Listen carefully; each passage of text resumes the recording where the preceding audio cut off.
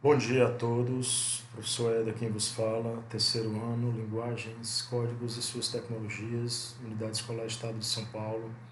Hoje essa nossa aula versará sobre produção textual, ok? Vamos lá. Nossa mensagem inicial é: estude, tenha calma, acredite no seu potencial e nunca desista. É aos poucos que a vida vai dando certo. Sem mais, vamos que vamos, galera. Então, planejando e escrevendo uma redação nota 1000 no Enem, ok? Então, observe. Aqui é um modelo de análise que o professor Vander fez, que eu vou aproveitar para dar para vocês como modelo, para vocês observarem bem os aspectos que aqui eu vou explicar e analisar, para que vocês procedam semelhantemente quando vocês estiverem fazendo a nossa primeira produção, tá certo? Então isso aqui é como se fosse um modelo para você, a partir desse modelo, você aprimorar outros modelos que você venha por si a desenvolver, ok? Então aqui é uma forma de você começar. Então vamos lá. Primeiro de tudo, a proposta de produção ela lhe será apresentada na forma de um tema. Esse tema da redação, você vai falar uma dissecação, você vai dividir esse tema no chamado uma frase tópico. Essa frase tópico é aquilo que você vai entender do tema, é o que você vai extrair do tema. Já é o começo da problematização do entendimento sobre o que você vai escrever, como você vai escrever, que estratégia você vai utilizar para argumentar, como é que você vai desenvolver seus argumentos e como é que você vai arrematar no fim apresentando uma proposta de intervenção. Então vamos lá. O tema é movimentos sociais e seus efeitos para a democracia. Então observe, dado esse tema, você vai fazer em matemática a gente faria não a dissecação, mas a divisão desse tema na frase tópico para analisar cada um dos conceitos que esse tema evoca. Então, dividindo esse tema para analisar na frase tópico, eu tenho, primeiro, movimentos sociais. O que são movimentos sociais? Movimentos sociais diz respeito à mobilização, ao engajamento de pessoas, a uma reunião de pessoas, à tomada de posição de pessoas para reivindicar um determinado pleito. Efeitos. Observe que a frase tópico ela é feita das palavras-chave. As palavras-chave são as palavras que vão evocar conceitos que estão lá no tema. Os efeitos. O que são efeitos? Efeitos são consequências, são reflexos práticos, são desdobramentos, são implicações. O efeito ele vem como um produto, ela vem em decorrência, em reflexo de ações. Ações perpetradas, realizadas por quem? Por movimentos sociais. E esses efeitos vão resultar em quê? Ou para quem? Qual é o efeito e em que? Ou em quem esse efeito irá resultar? A democracia. Então, o que é a democracia? É o governo popular. É o governo que visa trazer a igualdade entre as pessoas, entre o conjunto da sociedade. Então, é um governo dito progressista. Uma vez dissecada o tema, na frase tópico, você vai poder o que? Entender sobre o que você vai escrever e problematizar isso. Então, eu tenho o tema movimentos sociais e seus efeitos para a democracia. Então, visto esse tema, você vai agora problematizá-lo, ou seja, você vai elaborar a sua tese, o seu posicionamento diante desse tema. Então, um posicionamento possível e provável que você vai poder tomar, aqui como exemplo, nós demos, é a democratização das relações de poder. Então, observe, os movimentos sociais e seus efeitos para a democracia. Esses efeitos para a democracia, quais são? A saber, esses efeitos, eles visam o quê? Democratizar as relações de poder. Então, vista a sua tese, vista a sua tomada de posição, aquilo que você pensa fazer e desenvolver sobre esse tema, vamos para a estratégia. O que vem a ser estratégia? A estratégia é o caminho, é o meio pelo qual você vai desenvolver a sua tese, defender a sua ideia. Então, como estratégia, como meio para se chegar à defesa dessa tese, vai ser estabelecido dois na introdução. a alusão histórica e o confronto. A contextualização. A contextualização, observe, a contextualização é a estratégia de alusão histórica. Então, você vai contextualizar essa estratégia num determinado período histórico, que é o da Revolução Francesa. Olha aí a introdução pronta. O ano de 1789 é o marco inicial da Idade Contemporânea, e sua importância reside no fato de ter sido o primeiro momento em que a sociedade civil engajou-se com vistas a democratizar as relações de poder. No Brasil, dos anos 2010, entretanto, as mobilizações sociais têm tido desdobramentos tanto positivos quanto negativos. Por isso, é preciso que se discutam os problemas relativos aos movimentos que buscam protagonismo na sociedade democrática. Então, observe que ele coloca o ano de 1789. Por que o ano de 1789? Aí vai fazer alusão a um fato histórico, que é a Revolução Francesa, que foi a tomada do poder por uma classe que se organizou para solapar o poder da nobreza. E esse é um marco histórico referencial da história contemporânea. Então ele vai dizer que esse acontecimento histórico tem a sua importância porque foi esse primeiro momento em que a sociedade civil ela engajou-se para democratizar essas relações de poder, quebrar a hegemonia do poder da nobreza. E aí no Brasil ele vai trazer para os dias atuais. No Brasil, nos anos 2010, entretanto, observe os operadores lógico-argumentativos. As mobilizações sociais têm tido desdobramentos tanto positivos quanto negativos. Por isso, é preciso que se discuta os problemas relativos aos movimentos que buscam protagonismo na sociedade democrática. Observe que ele já está dando ensejo de que essas mobilizações sociais, esses movimentos sociais, eles têm efeitos para a democracia, efeitos positivos e negativos. Então ele vai sopesar os dois. Argumento 1. O argumento 1, ele vai utilizar como embasamento do seu argumento mostrar as consequências positivas dos movimentos sociais e das mobilizações sociais. A saber, ele vai refletir sobre a conquista de direitos e a ampliação da democracia e dos canais por meio dos quais a democracia efetivamente se dá, né? A prova concreta para sustentar o seu argumento 1. Quais são?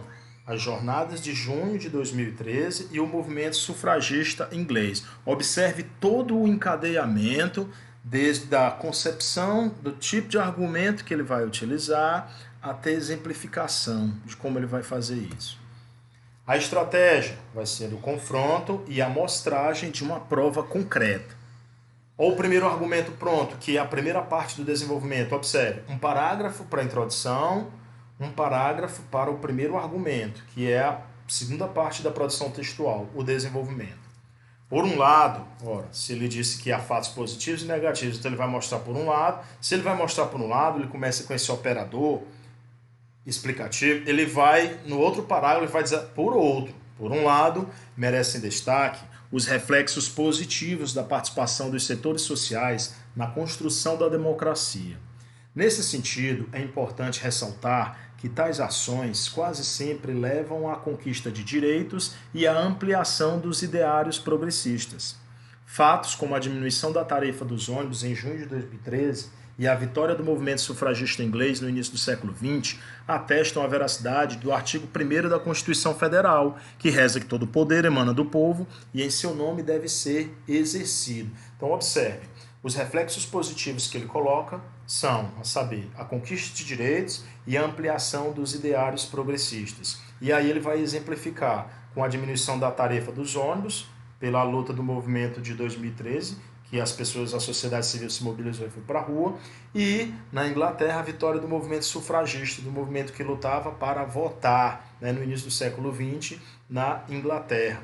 E aí ele vai dizer, esses dois movimentos eles atestam que o quê? E quando o povo se une, né, quando os movimentos sociais resultantes do anseio da população se unem, eles conseguem fazer valer a dita ou o axioma de que todo o poder emana do povo.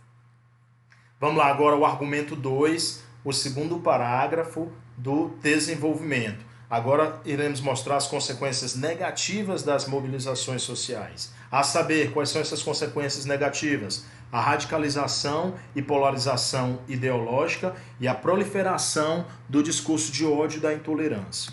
A saber, a prova concreta que vai ser utilizada para defesa ou para embasamento desse argumento é a Folha de São Paulo. Médica de Porto Alegre recusou-se a atender criança devido à sua preferência política.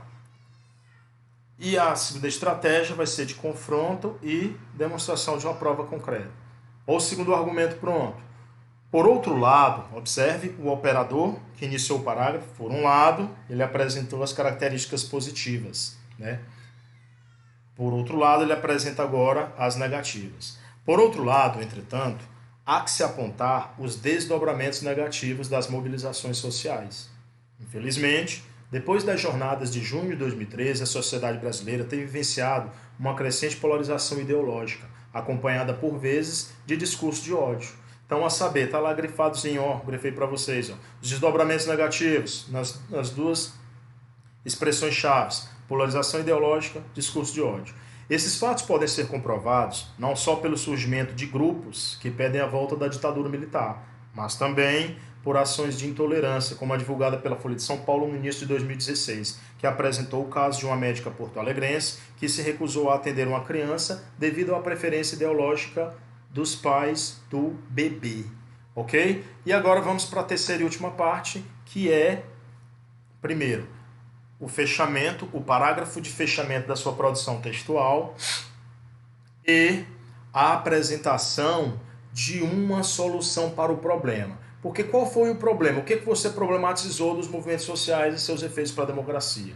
Foi problematizado que esses movimentos sociais, eles apresentam efeitos positivos para a democracia, que é ampliação de direitos, o reforço, portanto, da democracia e o avanço do progressismo, e os efeitos negativos. É sobre esses efeitos negativos que você vai ter que ater e amarrar a sua solução. Então, o parágrafo conclusivo, ele vai se pautar exatamente nos efeitos negativos, que é para procurar um jeito de